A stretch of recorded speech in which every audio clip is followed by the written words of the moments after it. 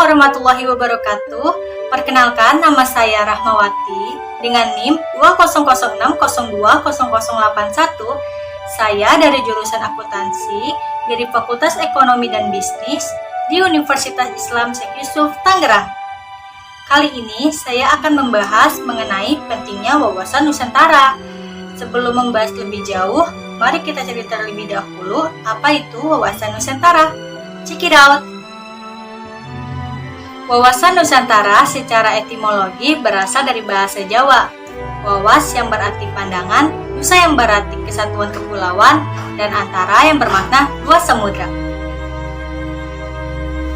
Jadi, pengertian secara umum dari wawasan Nusantara adalah cara pandang atau cara melihat kesatuan kepulauan di antara Asia dan Australia, juga di antara dua samudra yaitu Hindia dan Pasifik.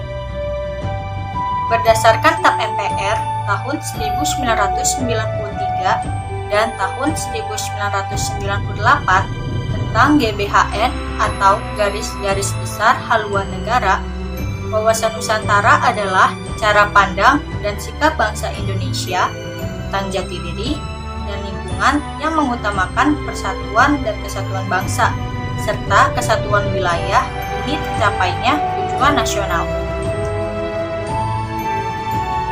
Wawasan Nusantara sendiri digunakan sebagai pedoman, motivasi, dorongan, dan rambu-rambu dalam menentukan kebijaksanaan, keputusan, tindakan dalam penyelenggaraan negara di tingkat pusat dan daerah, dan bagi seluruh rakyat Indonesia dalam bermasyarakat, berbangsa, dan bernegara. Tujuan wawasan Nusantara adalah mewujudkan rasa nasionalisme yang tinggi di segala aspek kehidupan rakyat yang lebih mengutamakan kepentingan nasional dibanding kepentingan individu, kelompok, golongan, suku, atau daerah. Kedudukan wawasan Nusantara sendiri berada dalam hierarki paradigma sosial, dimulai dari hierarki pertama, yaitu landasan ideologi atau Pancasila sebagai falsafah ideologi bangsa, dasar negara. Hierarki kedua, yaitu landasan konstitusionalnya Undang-Undang Dasar 1945. Hierarki ketiga, yaitu landasan visional adalah wawasan Nusantara. Hierarki keempat, yaitu landasan konsepsional merupakan ketahanan nasional. Dan hierarki kelima, yaitu landasan operasional adalah GBHN atau Garis-Garis Besar Haluan Negara. Jika kita mengacu pada pengertian wawasan Nusantara, sebenarnya fungsi utama dari wawasan Nusantara adalah sebagai pedoman, panduan, acuan bagi bangsa Indonesia dalam bernegara. Fungsi wawasan Nusantara terbagi dalam 4 kategori. Pertama, wawasan pertahanan dan keamanan nasional. Fungsi ini mengarah pada pandangan geopolitik negara Indonesia. Pandangan tersebut mencakup tanah air serta segenap wilayah NKRI. Kedua, wawasan kewilayahan Indonesia. Fungsi ini termasuk pemahaman mengenai batas wilayah Indonesia agar terhindar dari potensi sengketa dengan negara lain. Ketiga, wawasan pembangunan. Dengan beberapa unsur di dalamnya, seperti sosial politik, kesatuan politik, pertahanan serta keamanan negara, ekonomi, dan sosial ekonomi. Keempat, konsep ketahanan nasional. Konsep ketahanan sosial memegang peranan penting dalam perencanaan pembangunan, kewilayahan, serta pertahanan keamanan nasional. Nah, setelah kita mengetahui apa itu wawasan Nusantara, mari kita bahas mengenai pentingnya wawasan Nusantara. Let's get it! Wawasan Nusantara diharapkan mampu menyatukan pandangan-pandangan yang berbeda dalam masyarakat dan memberikan solusi untuk mendasari ketahanan nasional suatu bangsa sehingga tujuan nasional dapat terrealisir.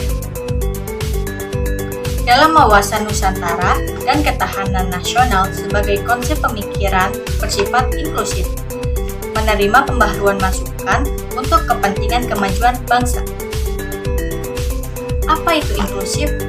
Yaitu memposisikan dirinya ke dalam posisi yang sama dengan orang lain atau kelompok lain, sehingga membuat orang tersebut berusaha untuk memahami perspektif orang lain atau kelompok lain dalam menyelesaikan sebuah permasalahan. Konsep wawasan Nusantara memberikan solusi untuk menyamakan pandangan-pandangan yang sama sehingga mewujudkan integrasi nasional seperti yang diharapkan bangsa Indonesia, dan integrasi nasional dapat mewujudkan kesejahteraan. Salah satu manfaat yang paling nyata dari penerapan wawasan Nusantara adalah di bidang politik, khususnya di bidang wilayah. Dengan diterimanya konsepsi wawasan Nusantara atau konsepsi deklarasi Juanda di forum internasional, terjaminlah integrasi teritorial kita, yaitu Laut Nusantara yang semula dianggap laut bebas menjadi bagian integral wilayah Indonesia.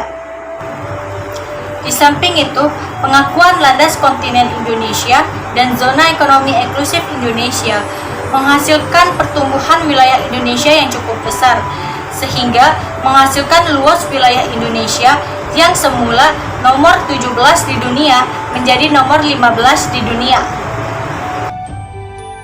Pertambahan luas ruang hidup tersebut di atas menghasilkan sumber daya alam yang cukup besar bagi kesejahteraan bangsa, mengingat minyak, gas bumi, dan mineral lainnya yang cukup banyak di dasar laut, baik di tepi pantai maupun di laut dalam. Penerapan wawasan Nusantara di bidang komunikasi dan transportasi dapat dilihat dengan adanya satelit palapa dan microwave system, serta adanya lapangan terbang perintis dan pelayaran perintis.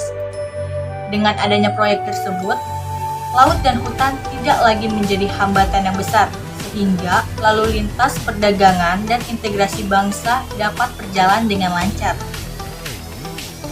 Penerapan wawasan Nusantara di bidang ekonomi juga lebih dapat dijamin, mengingat kekayaan alam yang ada lebih bisa dieksploitasi dan dinikmati, serta pemerataannya dapat dilakukan karena sarana dan prasarana menjadi lebih baik.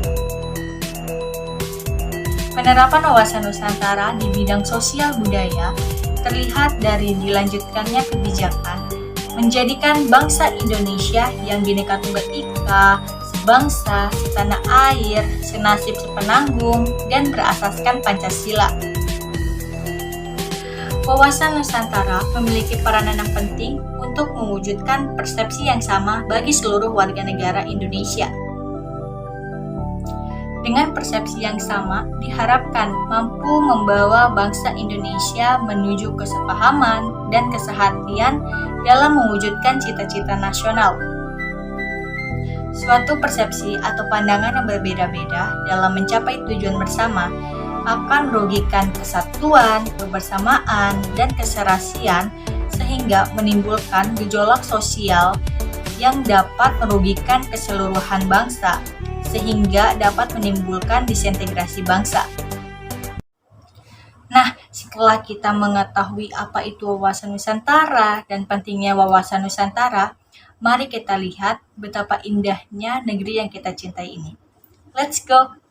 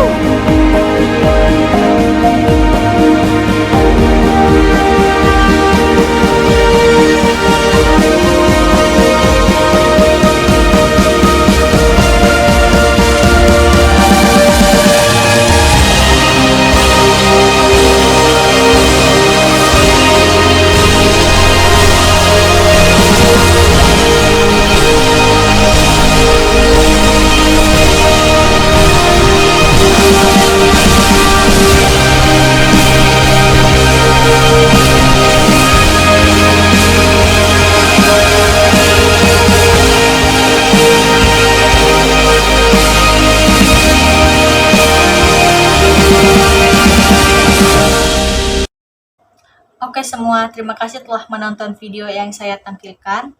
Jika ada kesalahan kata atau kalimat mohon dimaafkan. Sekian dari saya, kurang lebihnya mohon maaf. Wabillahi taufiq wal hidayah. Wassalamualaikum warahmatullahi wabarakatuh. Bye semua.